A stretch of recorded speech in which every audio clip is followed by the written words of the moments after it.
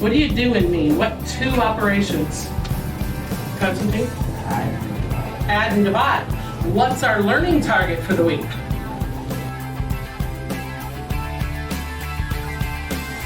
Using the four operations with negative numbers. So we're using all four operations, and they use mean because mean uses two of them. In the problems we're going to do today, you're going to use all four. In fact, one of the problems has you find the greatest sum. What would that be? Adding. The greatest difference? Subtraction. The greatest product? Multiplication. And the greatest quotient? Division. Okay, so you're going to get all of that in one problem.